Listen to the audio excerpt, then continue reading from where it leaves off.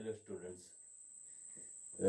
I invite you for solution of the second problem based on distribution of overheads. Yesterday I have posted you a problem on your WhatsApp group, and I have also told you to write down that problem in your notebook before starting to solve this problem. That is the only way of studying left, because of paucity of place here, uh, shortage of place here on this whiteboard. I cannot write both problem and solution. I will post the problem, I will send the problem every time, and you are required to take down the same, write down the same in your notebook, keep it before you, and take down the solution step by step.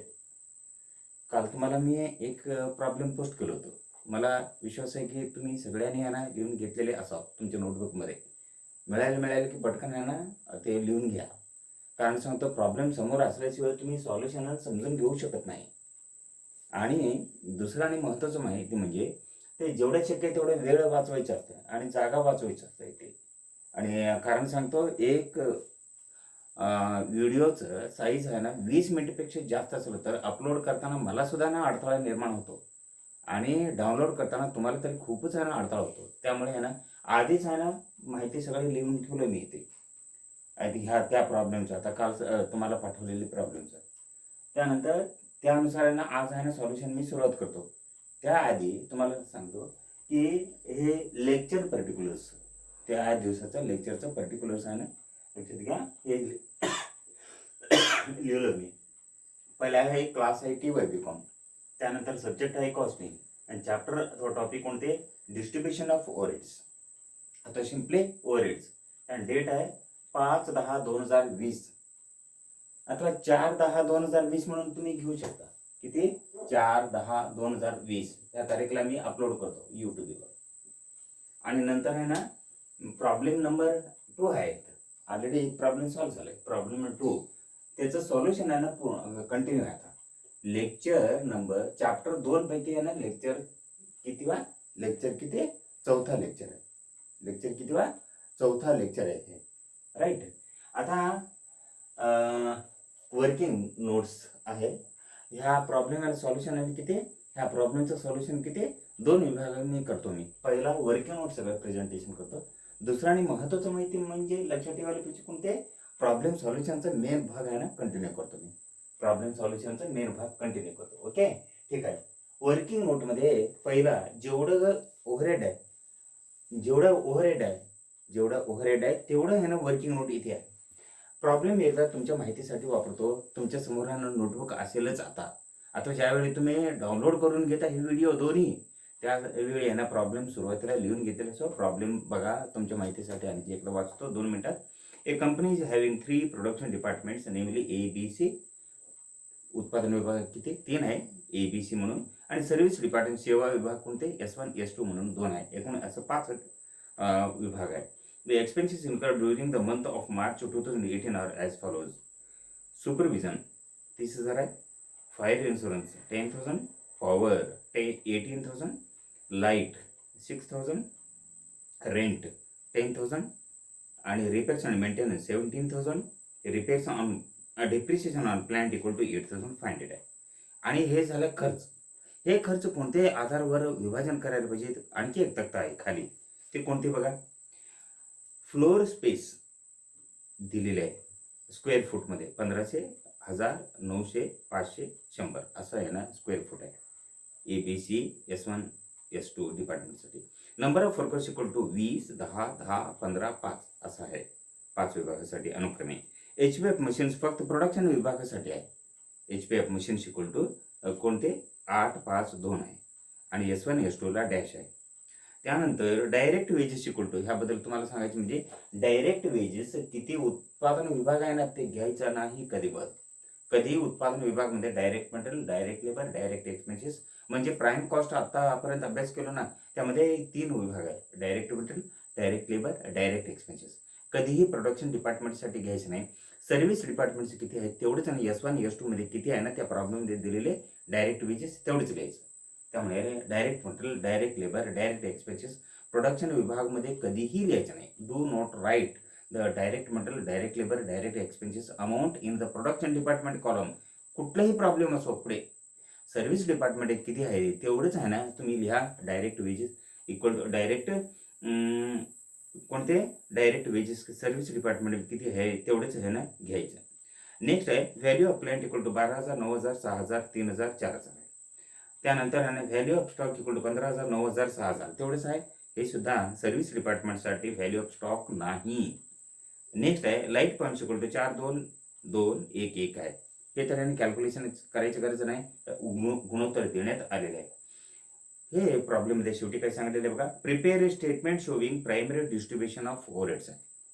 Okay, तुम्हाला आहे ना वरील माहिती घेऊन ह्या चॅप्टरवर आधारित प्रॉब्लेममध्ये 2 मुख्य घटक असणार आहे.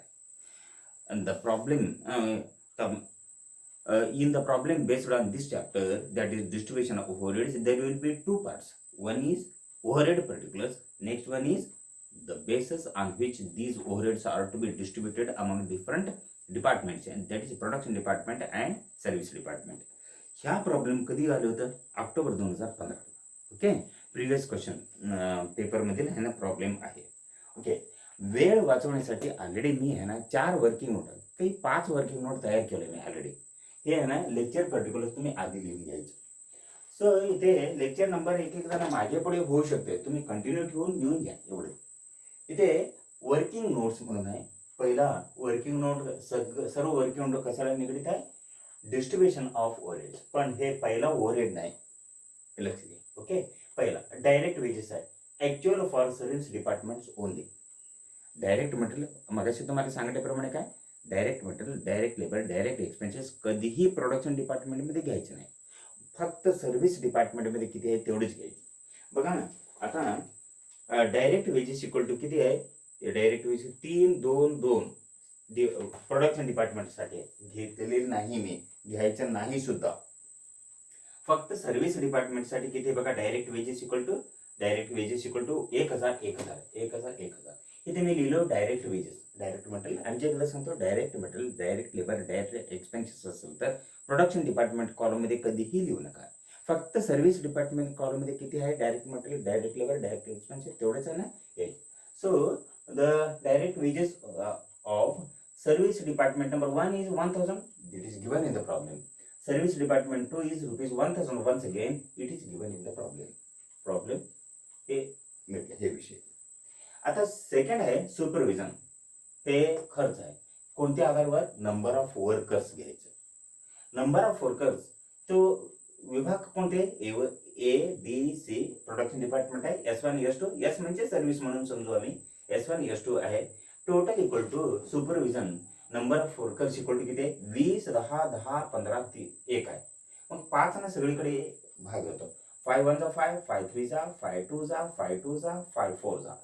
4 गुणोत्तर 2 गुणोत्तर 2 गुणोत्तर 3 गुणोत्तर 1 झालं मग. ओके, आता ABC S1 S2 अनुक्रमे किती झालं? 4 2 2 3 1 झालं अनुक्रमे. आणि एकूण किती झालं का? 4 अधिक 3 इक्वल टू 7 अधिक 1 11 12 झालं.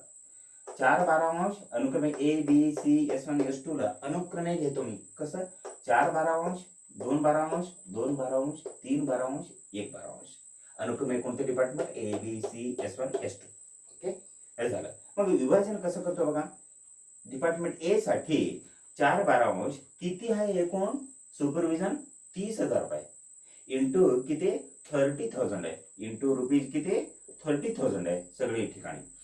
4 12 30,000चा 10,000 रुपये ए डिपार्टमेंटला झाला. 2 12 30,000 रुपयाचा 5,000 रुपये दिलं झालं. सी ला सुद्धा तेवढंच आहे.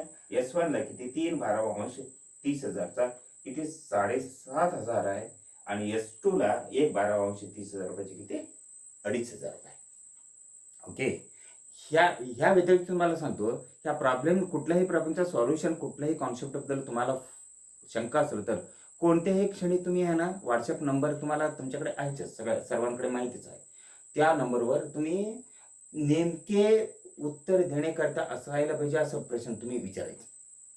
कोणते म्हणजे टॉपिक नंबर, पेज नंबर सांगा, कोणते प्रॉब्लेम नंबर, मी उत्तर सांगायला प्रयत्न करतो. ओके, आता जाऊया वर्किंग नंबर 3 कडे.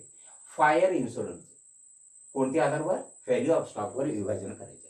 ए बी सी फक्त fire insurance value of stock कोणते आहे?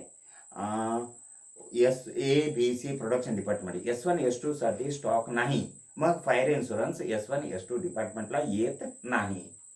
ABC.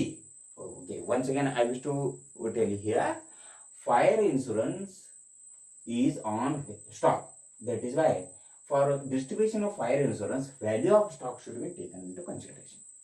So value of stock is given only for production department, that is department A, department B, department C. Then ABC आहे आणि किती आहे बघा, अनुक्रमे 15,000, 9,000, 6,000 आणि सुलभ दिल्यानंतर किती होत? आधी समान संख्येचं 3 शून्य रद्द करा, किती राहिलं? 6, 9, 15, 3 भाग जातो.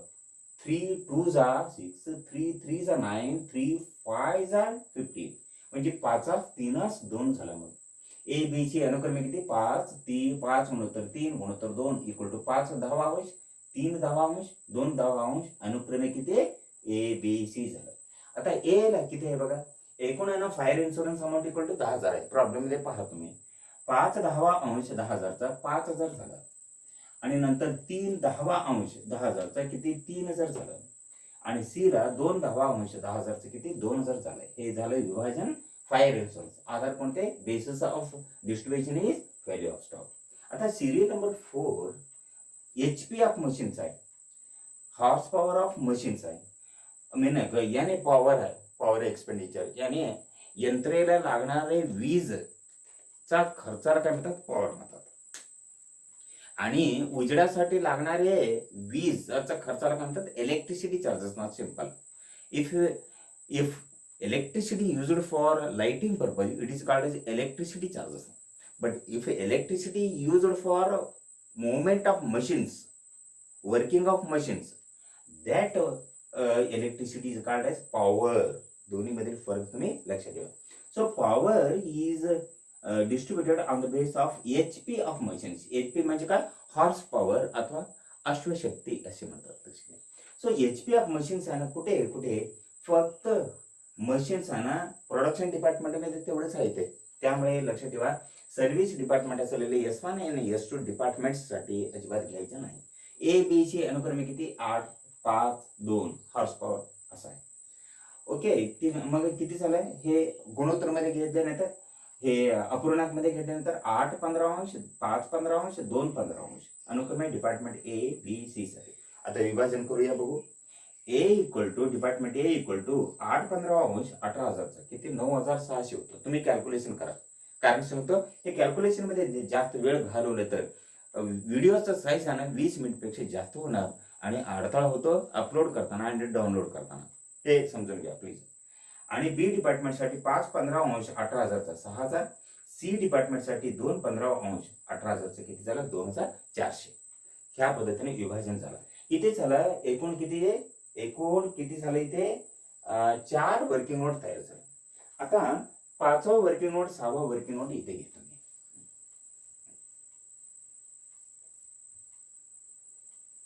5वा आणि 6वा वर्किंग नोट कोणते? आता कुठेपर्यंत आला मी?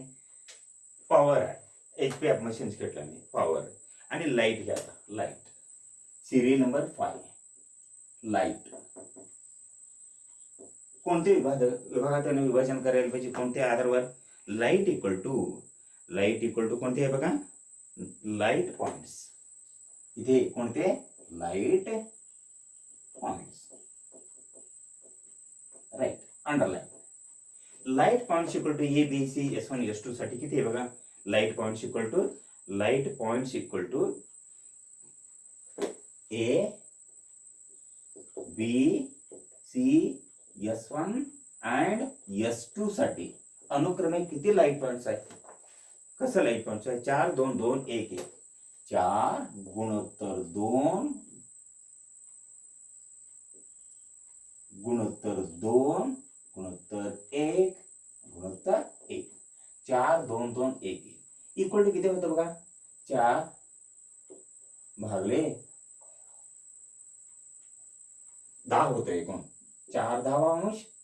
Comma 2/10 comma once again 2/10 comma 1/10 comma 1/10 4 2 2 1 1 झालं.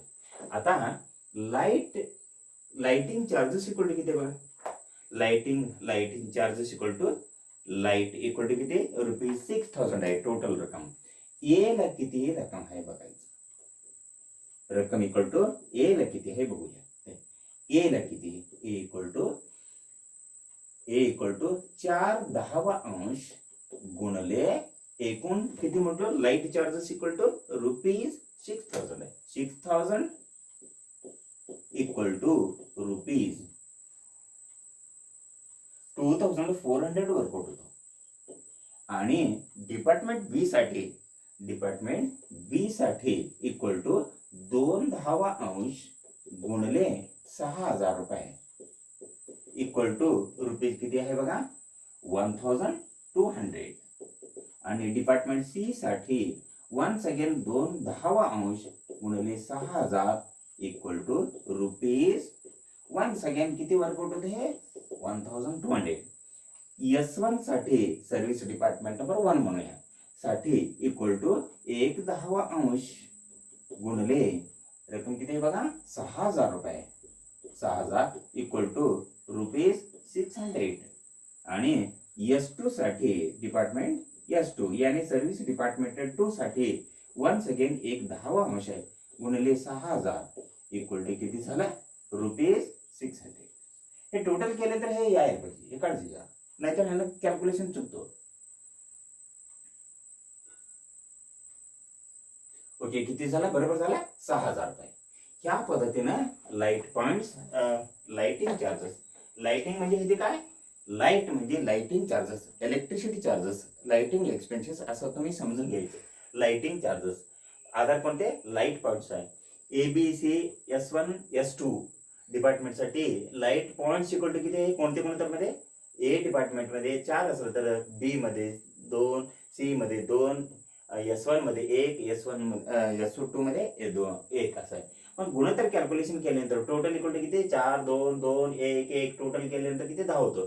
4/10 ए ला बी ला 2/10 सी ला 2/10 S1 ला 1/10 S2 ला 1/10. ओके ठीक आहे. आता विभाजन हे गुणोत्तर झालं ह्या आधारामध्ये. पण ते विभाजन कसं करायचं ए ला 4/10 6,000 equal to 2,400 B equal to 2/10 6,000 किती 1,200 आणि सी ला 2/10 6,000 किती 1,200. and for S1 department 1/10 of 6,000 it works out to be 600 and for S2 1/10 of 6,000 equal to same it works out to be ₹600. Okay ठीक आहे दिस मच. हे पहिला झाला भाग कोणते वर्किंग नोटचा. हे किती झाला 5वा वर्किंग नोट. हे आता 1 मिनिटासाठी ठेवतो तुम्हाला स्क्रीनशॉट वगैरे तुम्ही डाउनलोड केल्यानंतर स्क्रीनशॉट वगैरे काढून घेण्यासाठी. उरलेले आणखी 1-2-3 वर्किंग नोट्स आहे त्या वर्किंग नोट्स आहे ना नंतर मी सॉल्युशन करतो. हे पुस्तक त्या पुसायच्या आधी नंतर आहे ना तुम्हाला सांगतो मी किती 1 मिनिटासाठी आहे ना हे सोडतो मी कोणते हे तसं तुम्ही लिहून घेण्याकरिता आणि साईड होऊन आहे ना सोडतो मी तुम्ही आहे ना लिहून घ्या.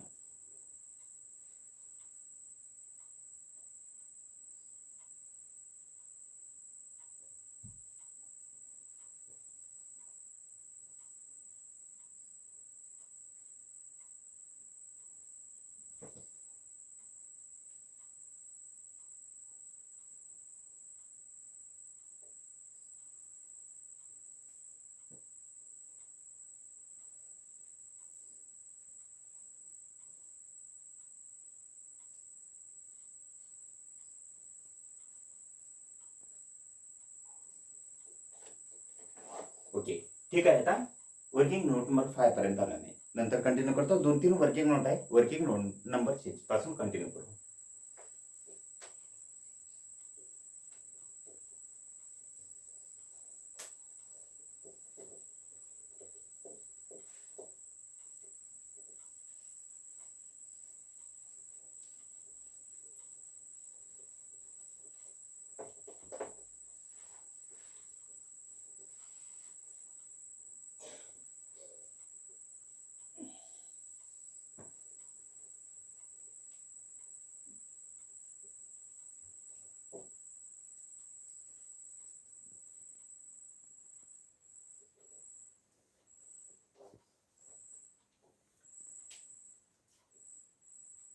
Working notes continued.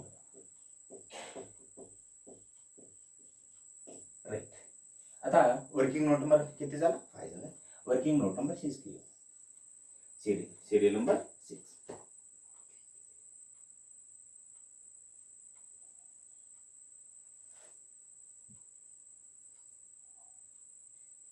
आता घेतो रेंट. रेंट हे खर्च आहे, ओव्हरहेड आहे. कोणत्या आधारावर ह्यांना विभाजन करायचं? रेंट इक्वल टू, इथे तक्तामध्ये तुम्हाला पाठवलं मी, basis of allocation of the distribution of overheads म्हणून तक्ता आहे. त्या रेंट बघा बघू कोणत्या आधारावर आहे. रेंट इक्वल टू आहे, rent equal to floor space.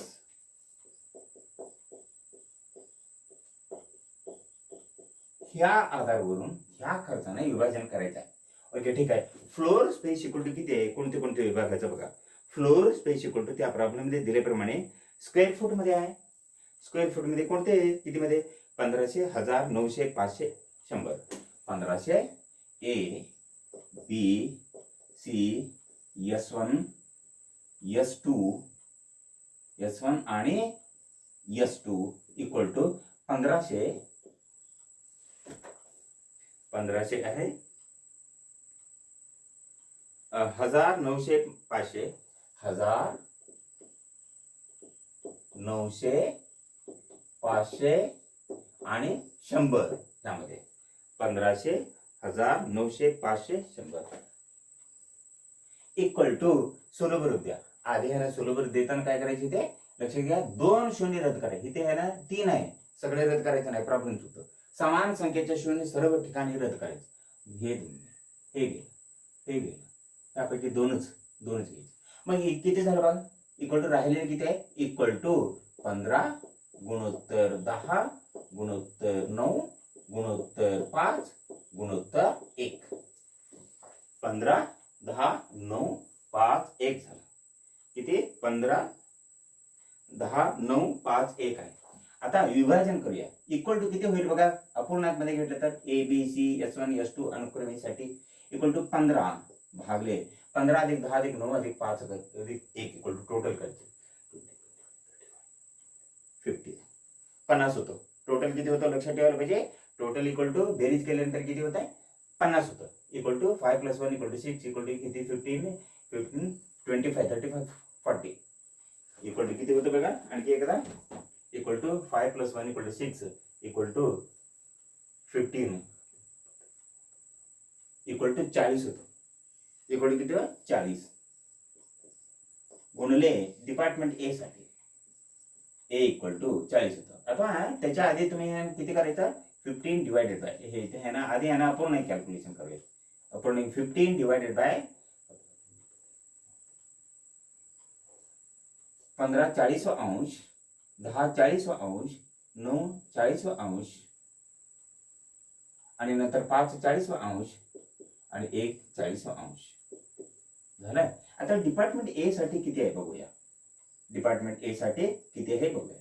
एकूण आहे ना रेंट इक्वल टू ह्या प्रॉब्लेम मध्ये दिलेले किती आहे बघा. रेंट इक्वल टू रुपीज 10,000 10,000 गुणले ए डिपार्टमेंट साठी किती आहे बघा 15 भागले 40 इक्वल टू रुपीज किती झालं.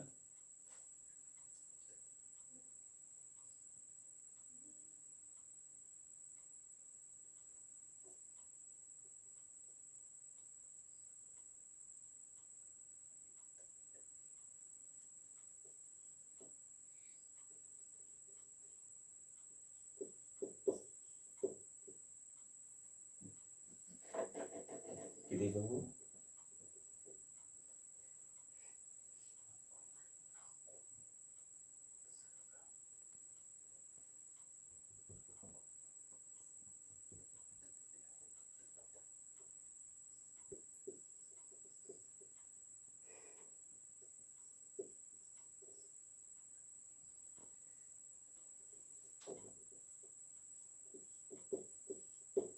किती 3750.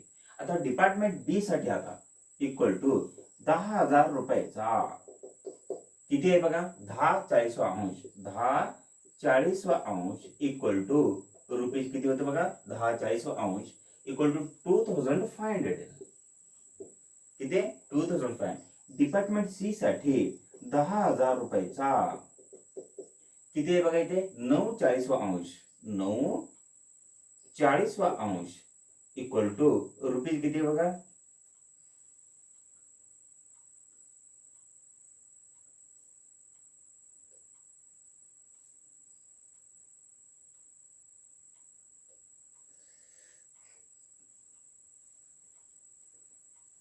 किती 2250 होते.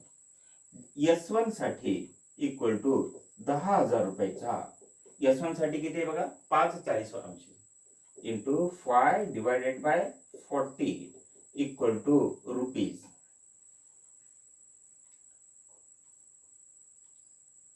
1250. किती 1250 आहे का बघा. ओके ठीक आहे. S2 साठी इक्वल टू 10,000 रुपयाचा किती 1/40 equal to rupees 1/40 equal to किती आहे बघा 250 येतो. हे झालं रेंटचं. आणखी एकदा सांगतो रेंट खर्च आहे, ओव्हरहेड आहे, फ्लोअर स्पेस, वापरलेली जागा किती वापरतो जागा, ह्या आधारावरून ह्या खर्चाने विभाजन करायचं आहे. A, B, C, S1, S2 सर्व विभागासाठी आहे ना रेंट आहे किती 15, 10, 9, 5 हे 1500, 1000, 900, 500, 100 स्क्वेअर फूट वापरतात ते चौरस फूट. ते 15 सुलभ रूप दिल्यानंतर किती झालं 15/40, 10/40, 9/40, 5/40, 1/40 झालं. सो A इक्वल टू 10,000 रुपयाचं 15/40 इक्वल टू किती 3,750. B इक्वल टू 10,000चा 10/40 इक्वल टू 2,500 रुपये. C 10,000 रुपयाचा 9/40 इक्वल टू 2,250 आहे. S1 इक्वल टू 10,000 रुपयाचा 5/40 इक्वल टू 1,250 आहे. आणि S2 इक्वल टू 10,000 रुपयाचे 1/40 इक्वल टू किती 250 झालाय. हे झालं लक्षात घ्या. रक्कम कोणती झालं हे रेंट झालं. रेंट झाल्यानंतर आणखी एक आहे ते म्हणजे कोणते repairs and maintenance. Serial number 7 equal to repairs and maintenance right equal to कोणते आधार घ्यायचे तर repairs and maintenance equal to कोणत्या आधार मध्ये repairs and maintenance equal value of plant value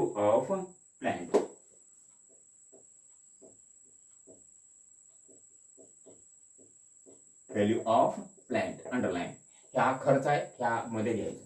value of plant equal to किती value of plant equal to problem मध्ये दुसऱ्या तक्त्यात दिल्याप्रमाणे व्हॅल्यू प्लांट इक्वल 12,000, 9,000, 6,000, 3,000, 4,000.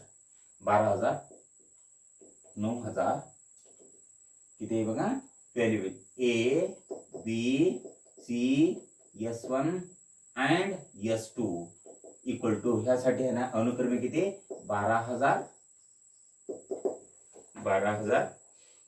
9,000, 6,000, 9,000, 6,000,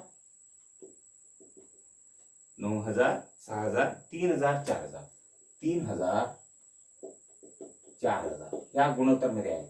सुलभ रूप देताना आधी काय करायचं 3 समान संख्येच्या शून्य सगळीकडे रद्द होणार आहे हे सगळे रद्द करायचे आणि उरलेले 3 भाग जाईल काय बघा नाही जात. कारण सांगतो सगळीकडे 3 भाग जाईल पण इथे जात नाही त्यामुळे नाही ते तसंच ठेवायचं. इकडे किती बघा 12 गुणोत्तर 9 गुणोत्तर 6 गुणोत्तर 3 गुणोत्तर 4 इक्वल टू किती झाला 12 अधिक 9 अधिक 6 अधिक 3 अधिक 4 इक्वल टू किती झालं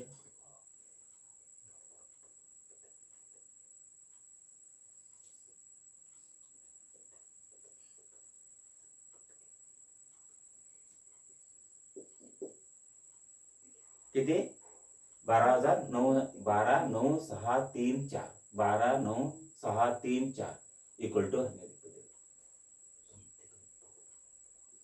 34.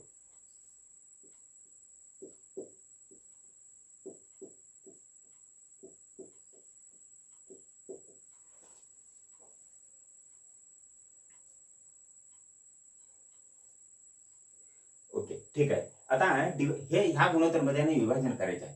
डिपार्टमेंट ए साठी विभाजन करूया किती एकूण आहे ना किती बघा रिपेअर्स आणि maintenance equal to value of plant आहे, repairs and maintenance equal to value of plant आहे. किती आहे बघा, टोटल 17,000 आहे. त्यापैकी एच आहे ना वाटा किती आहे बघा, पहिले प्लांट इक्वल टू किती, value repairs and maintenance equal to 17,000 into 1234. हे वाटा कशाचा, डिपार्टमेंट एचा. 1234th part of 17,000 equal to 6,000 equal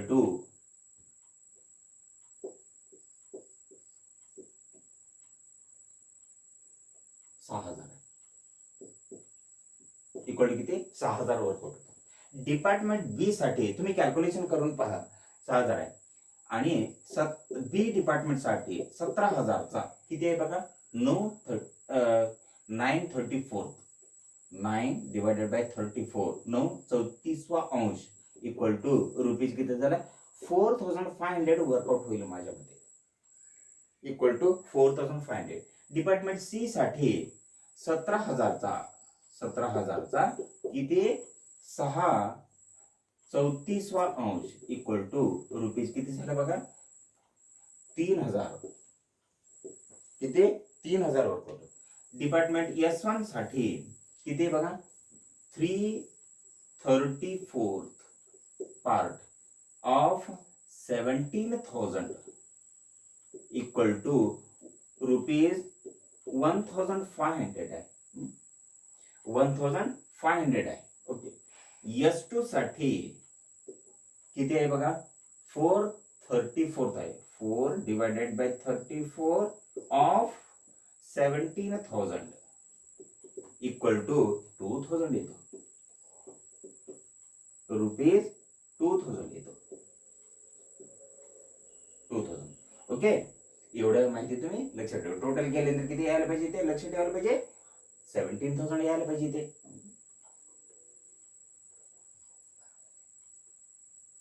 okay, ठीक आहे. उरलेले आहे ना माहिती आहे ना, नंतरच्या लेक्चरमध्ये आहे ना सॉल्व्ह करतो. उरलेली एक वर्किंग नोट आणि ते स्टेटमेंट तयार करायचं नंतरच्या लेक्चरमध्ये घेऊया, कंटिन्यू करूया. हे सगळे आहे ना लिहून घेण्यासाठी एक काही सेकंडचा बाजूला होता मी.